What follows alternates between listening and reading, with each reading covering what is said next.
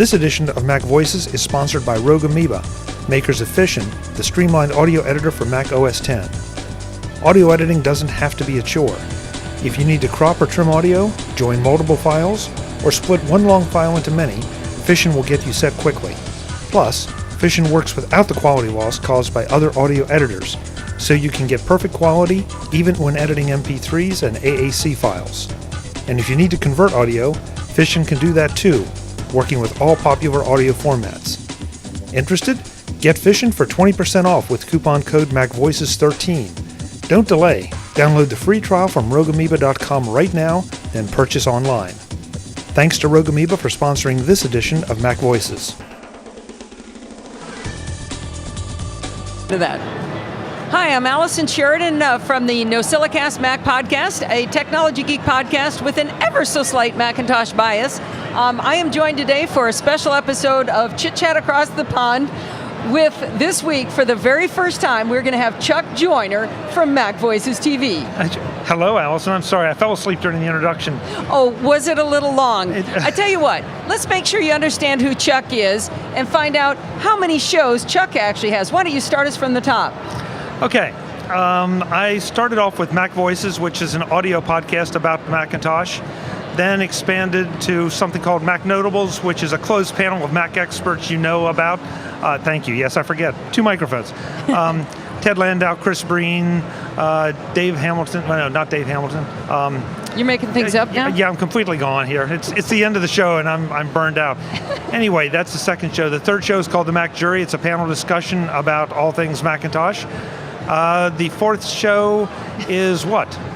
Is something new called the Mac Voices Briefing, which is going to be my take, reviews, editorial comments, that kind of thing. And of course, there's MacVoicesTV, which sort of overarches everything and is the video version of any of the shows that I do. So my show description was long, Chuck? Is that what you're saying? Hey, you ask. I didn't ask for yours. Well, this is fun having Chuck on because he's my arch nemesis. And as your arch nemesis, I tried to think of something that I could do that would demonstrate that. I could only think of one thing. You going to shove me out of my chair? No, can I do it? Sure. Okay, I need this. What? All right. What are you doing? Ah! He kissed me! Oh, I got Chuck cooties. At least it was on my hand. I can wash that. Thank you. All right, Chuck, I want to turn slightly serious for a moment. So you did a really cool talk yesterday on managing all the data that flows into us. But you know I'm not going to leave you with saying it was really good and make you think that I bought all that stuff you said, right? No, I would be shocked if you did, Allison. Okay, so I listen to people like Nightwise from Nightwise.com on my show talk about getting feeds of RSS feeds and shoving them from this tool into that tool into that tool. You talked about doing that. Don McAllister has talked about you go into Pocket and read it later and RSS feeds and all these different... All right, we just got photobombed by Katie Floyd. That's good. Video bombed. That's our first video bomb. So anyway, so you get all this stuff. You get the articles you want to read, and you take them into an RSS reader, and then you move them into Pocket and read it later, and then you shove them over. I don't know. They probably go through Evernote on their way. What I always want to know is, when is later? When do people read all this stuff? Serious question, serious answer. Don't say the bathroom. No. Over lunch, anytime you have between appointments on the road, I mean, that's the beauty of the mobile devices. You never have to waste any time. I realize that sounds a little obsessive, but that's really the way that I do it. And also, you designate so much time, just like you in the old days when you had a newspaper. Instead of sitting down and reading a newspaper with maybe a lot of information that I don't want, I've tried to take it and narrow down my information to what I really need to see and focus on that so that when I'm actually spending that time, I'm spending it more productively. So the thing I don't buy is you people seem to spend a lot of time fooling around with all these apps. It looks to me like it's just an excuse to get a whole bunch more apps and play with them. No, that's probably a fair observation, but I don't think it's true. Just like anything, it takes time to set it up and experiment and find out what works for you. For example, Instapaper. It doesn't take that long to set it up, but it takes a little while to sort of get in the mindset of, I see a link that you've shared on Twitter, and I click it, I find it interesting, but I really don't have time to look at it right then. I click Instapaper and then forget about it, because I know it'll be in my reading list later to pick up. And so I never seem to have later. Well, see, now if you'd have showed up on time at the talk yesterday. Okay, so I was about 20 minutes late. Yeah, you missed a couple of the key things, and I'm dead serious about this. It's about choice, it's about discipline, it's about practice. But the big thing is it's want versus need. What do I need to know versus what do I want to know? And prioritizing those? And prioritizing those. And, my favorite example is to beat on network TV and say, if you're watching network TV, the biggest loser is not on network TV. It's sitting in the chair watching network TV. Oh, I thought you were going to say sitting in the chair next to me. No. Thank you. No, it's utilizing your time and really deciding what works for you and what you need to know. And the other example I used yesterday was something like Entertainment Tonight. I mean, it's like sugar candy. Everybody looks at it and what is who doing and what stupid thing did some celebrity do? And you realize if you sit down and watch that, you've wasted 100% half an hour. How much network TV do you folks watch? And you figure if you cut that out, how many hours a week would you get back? And what could you do with 3, 5, 7, 10, 12, 14, 18 extra hours a week? You can get a lot done, and all of a sudden you can prioritize things. You have the time to prioritize it, consume it, and use it. I think that's fabulous advice. Some of my good buddies are the SMR Podcast guys, and Rob Dunwood and Chris Ashley are always making fun of Rod Simmons because he takes the time to read books, and they're busy playing video games and watching movies and stuff. Now, I don't think they watch network TV that much. Well, okay, then they have all the time they spend watching football. And I'm thinking, yeah, this guy's getting some stuff done, because he's not watching TV. And again, it all depends on what your priorities are. If you love sports, hey, great. 3, 4, 5 hours a weekend or more watching the football games, that's a priority for you. That's choice, just like you said, right? That's choice. And so I find it a little disingenuous when you come to me and say, but I don't have time to keep up with everything you do.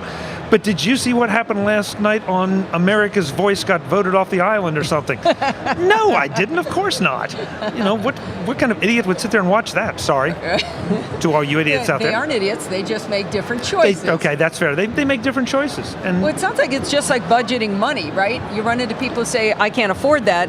And you say, well, you just didn't choose to afford that. You spent all your money over on this other thing. So if you invest your time properly, the way that makes you happy, then you can make those choices. Yeah, amen. That's a great example. Now, I find, though, that there's so much to read that I'm just, by the time I'm done dealing with all my email for the day, and, you and I both have day jobs, too. So on top of the 62 shows he does, he has a day job. Don't list them again, please. I get done reading my email, I got to check Twitter, I check to my direct messages first, then I do my app messages, then I try to see what the Mac Roundtable's up to in case they've been misbehaving in some way, check a few Nosillacast, and it's bedtime. Yeah. So when is later for me to go read anything anybody... Oh, and by the way, I'm writing a show at the same time. You don't write your shows, you just get on and talk. Well, that's okay, it's a lot of truth to that, because my shows are a little bit different than Allison's. Mine aren't scripted. You mean they're not prepared? Is that what you said? No, they're prepared, but they're not scripted, and there's a big difference. I'm just teasing you, Chuck. I know, but I have to treat it seriously, because if not, then this whole thing falls apart. But no, if you're going to interview someone about a product, you need to have some kind of background. You may not need to know everything, and a lot of times, the more you know, the more you can play devil's advocate or be sort of an uninformed potential user and ask the right questions. Yeah, I know exactly what you're talking about. One of the things I do here is I say, okay, give me the 1-minute version, and if they're interesting, then, or a lot of times I walk up and I say, well, hey, there's no way this could work. That's stupid. I start with that line because, that's endearing to them. And then but then I get the answer so that then I know how to ask it politely during the interview. You're all about the schmooze, Allison. You really are. Making friends right and left here, No, but your points. I think you're asking some great questions, and I unfortunately there is no magic. We all only have so many hours per day, and so much mind share to give to whatever our passions are, and that's where the choice and the discipline come in. And maybe you can't. For example, you and I both know a number of people. We all have friends in the podcast community. I'd love to listen to everybody's shows, but even if I turn it up to 3 times speed, I can't keep up with everyone's, so I have to make choices. And to make it a little self-centered, with my shows, I tell people, please don't try to watch or listen to everything. if it's a topic or a product you're interested in, listen, I'd love if you've watched and listened to everything. But if it's something that you're not interested in, skip over that particular episode. Save yourself that 20, 30, 40, 50 minutes and use it on something that's important to you, and then come back. Maybe next show I'll have something important to you. That's a good point. One of the things that drives me crazy is people will always say, oh, I'm really sorry, I'm behind. And it's like, you don't have to watch all of them. I listen to all of them. Listen, stop listening. There'll be another one next week. There's another hour of content coming next week. You got plenty of... There's never not enough podcasts to listen to. So they're not like magazines, like you invested in them and, trees got cut down and you better read them. Guilt is the worst thing that we shouldn't have. And Chuck and I were talking about, we do have a problem because we hang out with other podcasters. There's no way we can listen to each other. So I'm always really afraid somebody's going to say, did you hear my last show? It's like, no, sorry. No, but I'm getting to it. It's on my list. Right? Yeah, and to take that to a step that more people can relate to, there are some amazing resources in the Mac community for news and information. Macworld, the Mac Observer, Tidbits, Take Control, all the podcasts we do. I could go on and on and on. And the thing is, if you're not doing this as a passion or for business, then maybe you really don't need all of those. Maybe you need to pick the ones that are your favorites or that deliver the information that's most relevant to you. And then, look at the others occasionally, sure, but, do some trimming. And if you trim my show, that's okay. That just means I need to get better at creating relevant content so I can beat Allison. So, you talk about trimming, but I saw you had a screenshot of your Google Reader list, and it was like 75 different feeds packed in there. You're not really reading all those. No, you're right. I'm not really reading every feed. I am scanning every feed. I am picking out the articles. But the one that jumps to mind for absolutely no good reason, because it's complete junk and I shouldn't use it, is the Ashton Kutcher story about getting sick on the Steve Jobs diet. Okay. How many times did you see that in your feed? Exactly. I saw it in the feed, but that doesn't mean I read it. I might have read it once, but all the news sources covered it. Okay, fine. I saw it. There's really not going to be much more. On the other hand, if somebody covered a new Mac or better yet, a new third-party piece of hardware, I may read every single review because every single reviewer probably will bring something different to the table. So that's the way I differentiate it. Now, do you have a driving commute or train or anything like that, any kind of commute? Not really truly that, but I do spend a lot of time on the road. Because I was going to tell you, you might want to check out what Nightwise does, because he does a lot of the steps that you do, but then he shoves it like through a Linux server, through some other software that actually reads it to him.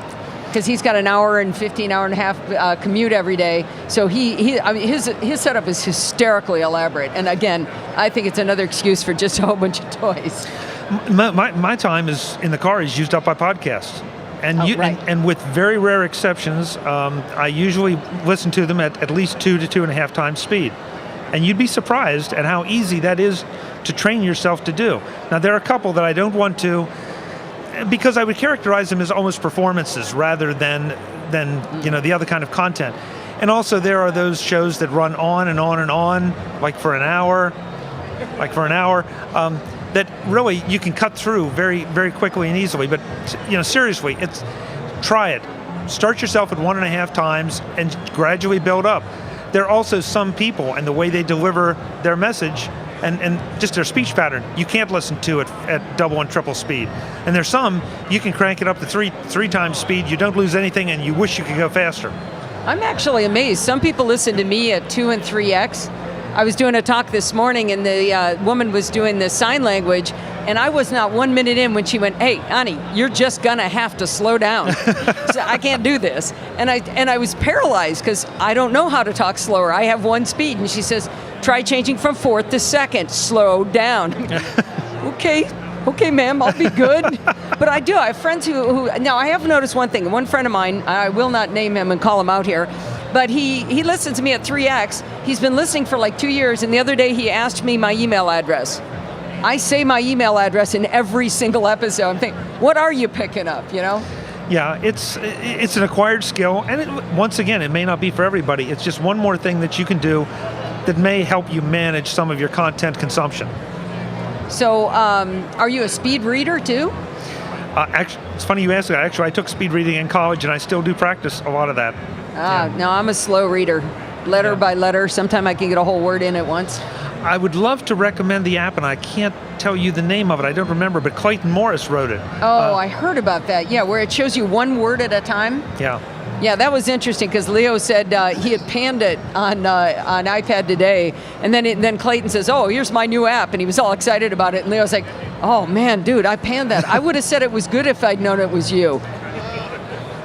Well, I don't think that's right. Yeah, well, the funny thing about that app is that's exactly opposite the way that I was taught to speed read. I was taught to grab chunks of text at a time, read down the center of the page, let your peripheral vision gather stuff up. That's a different method of speed reading, and apparently it's effective. I think it's all in how you train yourself. But we're back to one of the things that I said yesterday. Practice. You got to practice this stuff. You can't just think it's going to happen. And I'm sorry, that means all of you have to do a little work, but I don't want to do any work. I've listened to your show. What's that? I've listened to your show. Oh, you really listen? Yeah. Once? Yeah. Oh, wow. I said that in response to you say you do no work. Oh, okay. I do a little bit of work. She missed it. Yeah. So let's turn the tables a little bit. You want to talk about anything cool you saw on the show floor? Oh, boy. There's so much cool stuff. And under heading of disclaimer, the transporter, which is kind of right sort of behind us, I was a beta tester. That's really a cool product. That's something I think is going to be amazingly useful once you truly understand what it does and how it works. So we were just told by Lorene Romero right before we came over here that we needed to go over there. Why don't you tell people what it is? Okay, I'll do my best, but I really would encourage you, they'll do a better job. But you're all familiar with Dropbox, okay? This is like your own private Dropbox at home. So you have the drive sitting just on your network. It sits there right beside your desk. You can access any data on that from anywhere in the world, on your iDevice, on another Mac. You can share data out just like a Dropbox shared folder. I mean, the similarities are staggering. The big differences are, number one, security, the fact that you control your data. Anything that's going out is being encrypted, so you don't have that issue, but you're not storing any data on anyone else's server. The other aspect of it is that it is so much less expensive. Once you buy the drive and the transporter, it's right there. So you're not paying Dropbox X number of dollars per year for something measured in gigs, when here you can start dropping 1 and 2 terabyte drives in and have all that storage. That sounds pretty cool. I haven't checked it out, like I said. One of the coolest things we saw that I don't need, but I really, really liked it, was Corning has come out with optical Thunderbolt cables, where they demonstrated they had 2 Thunderbolt drives. They were moving data from one Thunderbolt drive to the other over this optical Thunderbolt cable that was 35 meters long. Wow. Then they took another one and went from the second Thunderbolt drive to a display on a 100-meter cable, and it was just perfect. So 135 meters is what, triple that in feet, right? Sorry, the Australian's laughing at me. Philip's laughing because I had to convert it to English units there. But anyway, the amazing thing was that this fiber is incredibly durable. Because the first thing I said was, okay, it's glass, it's going to break, right?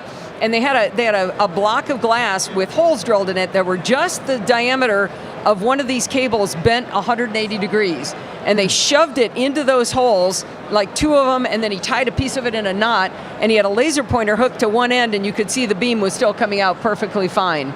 So I thought that thing was really cool. I totally do not need my monitor 100 meters away from me, but I could. Yeah. The other cool thing is just up the aisle here from Belkin is a dock that plugs into Thunderbolt and then gives you one Thunderbolt connection and then gives you a couple USB 3s, FireWire 800. Both of them? Yeah, FireWire 800, which of course you can convert to 400. I honestly forget what, but you could connect a desk full of devices into this just one dock and then connect it to one of your one Thunderbolt port, and you've got everything right there. It was, I believe, don't hold me to it, it was around $299, I think, but it would be well worth it just to try to keep track of everything. Because I don't know about you, but we've all gathered up smaller drives and things that we want to use, and it, after a while you burn up ports very, very quickly, and you can only daisy chain so many things. I don't care what the tech specs say. You can only daisy chain so many before you start to have issues. I looked at that. It was pretty expensive, though. I think it was like $180 or something. No, that was like closer to $300, $299, $300. Oh yeah, whatever it was a number bigger than I was willing to pay. But it did bring up an interesting solution because, like, Steve got me a Thunderbolt drive for my Mac. I have to unplug my monitor in order to use it. So if I'm running a backup, I have to sit there and look at the little screen until for the 900 minutes it takes for my drive to back up. Yeah, and here we go again. This seems to be a theme that's developed, Allison. It's what you want and versus what you need. If you really have the need, how productive is it for you to be unplugging your monitor every time you want to use that drive? I don't get that much done anyway. So. Well, that's true. Okay. Hey, let me switch it to something else fun. I've been combing the floor looking for a device that would work with the iPhone 5 with the new 9-pin connector as a battery case, like a Mophie juice pack or a Boost case. And there's a company called Hypercell that's going to be delivering around the end of the month. And they didn't have the price yet, but their iPhone 4 model was around $79. Would do 2 full phone charges. I needed that at the day 1 of this conference, that's for sure. Yeah, everybody needs power. Everybody needs power, and this is something I plan to talk about on future shows, but I'm changing my attitude toward cases. I'm starting to think in fact, I know there is no perfect case for everyone, but I do think there are perfect cases for situations. In a conference situation like this, a powered case, I think, is perfect. On vacation, maybe a case that has an enhanced lens for picture taking is going to be the perfect thing. Or durable that you can drop in the pool. Or waterproof. Rod Simmons. Okay. There's a story there? He saved his son, but the phone didn't make it when his son fell in the pool. I mean, his son did make it. The phone didn't make it. Glad you clarified that. Yeah, that was a good choice. Yeah, so I'm starting to think I need an arsenal of cases to adapt to certain situations. Well, I want to show off to the audience here my case of choice. This is a monoprice bumper case. It costs $3.63, and that's only because it's the white one. I have another one that's black, and it was $2.50. Monoprice.com. I love their pricing. I love Monoprice, but I'll show you my current everyday case because I haven't adopted my case for the occasion strategy yet. It's almost invisible. It's Zero Chroma's kickstand case. Now you say, big deal, there are plenty of kickstand cases. First of all, this is small, it's like a bumper case, it's got some finger grips on the side, but the great thing is it has the kickstand, it pulls out, and I know that's terribly impressive, right? The cool thing about it is, though, that's landscape, but it rotates. Oh, I wondered why your phone had a circle on the back all the time I was looking at it. It rotates. Now, I can also put it portrait mode. And you'd be surprised at how nice and convenient that is to put on your desk somewhere and watch your Twitter stream go by, which is really much more effective in this orientation. But of course, if you're going to watch a movie or a video, then you put it in that orientation. And the great thing is it just doesn't add any significant bulk or size to the iPhone. So this is my current choice for everyday case. That might actually come in real handy with an app I was just talking about in my session. Is it Air Display from Avatron? I think that's what it's called, that allows you to use your iPhone or iPad as a secondary display.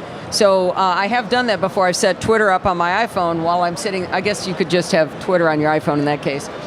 There was some reason. Oh, I know I had a text message thing running or something. I forget. It was something cool I needed externally, so that would help. Yeah, and that to me is making better use of the tech you have. You could run a separate app on your iPhone, and that may be the best solution. There may be other times when it'd be nice to stick a palette or something over on an iPad beside it and gain more screen space. So one more thought on the show floor. I've noticed that there's a lot more room over in the app area, in the Appaloosa area, maybe it's because there weren't as many vendors, but there's a lot more room to move around, and I found myself really wanting to go to those little booths even more than I usually do. I think they've made a distinct choice here to try to give us more room. Everybody says, they couldn't sell it. Well, guess what? They moved the stages upstairs. So now that spread things out a little bit. And they moved a number of things off the show floor up into other areas to create more space here. And it's a much nicer experience to not have to fight through crowds, or at least fight through as much. Today's been very busy. In the app area especially, because those are small booths, and it's so nice to be able to actually actually get to them and maybe see the demos and then move around instead of trying to stand 3 deep and wait your turn. You can create a little halo around them. So I think it's great. The only problem I'm having is I'm having trouble finding companies that I meant to go to. So the vendors all gave us, in the press things, they gave us the booth number. So I wrote them all down. I did not notice that like 6 of them said 718. Yeah, 718 is just this giant block, and I've gone up. There's one company, I know they're here because I ran into the owner at the bar last night at Cirque du Mac. So I know he's here. He just happened to tell me the name of his company. I was like, oh, I got to go see you guys. Kirsch and Steve and I have been up and down 718 4 times. We cannot find this company. Do you remember what it was called, Kirsch? Was it Service Pal? Anybody found Service Pal? Yeah, I've seen it over there. Don't remember exactly where, but yeah, they're there. Yeah, I can't find them. Oh. Anything else cool about the show? What did you think of the Tech Talks?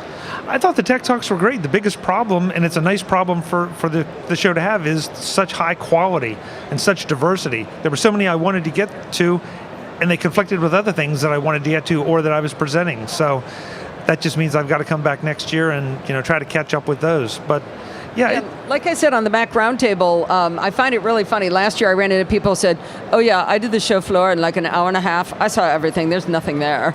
So, we've been going up and down and up and down and finding just amazing gems here. And I have not been bored. I don't have enough time. I need this to go on like 2 more days, except I'm exhausted.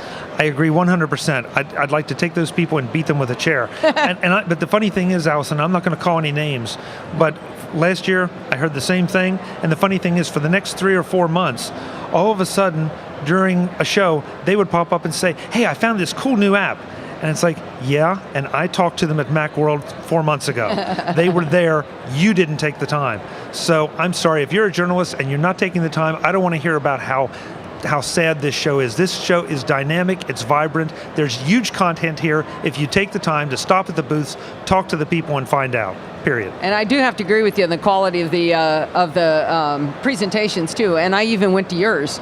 So I'm saying that it's definitely a lot of fun. I've had a blast. So everything was uphill for mine? Is that what you're saying? Yeah, pretty much. Yeah, pretty much. I figured. Well, I want to close this out because we only had a 30-minute slot here, but I'd like to give a shout out to Tim Verpoorten, Ken Ray, and Victor Cahiao, who are not here this year, but they will be next year, they promised. That's good, and I would agree. Someone earlier in the week described this best, and now I apologize. I'd love to give them credit for it. They said this is like a big family reunion.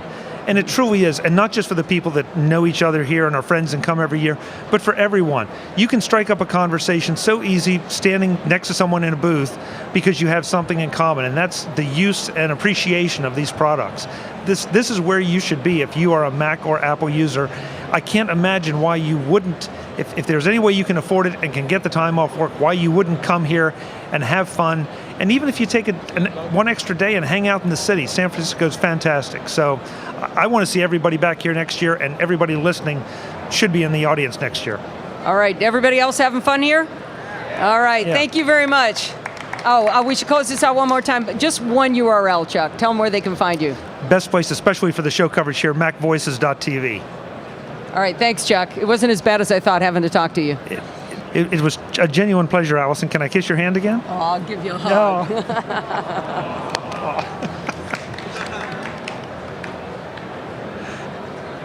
That was fun. That was fun.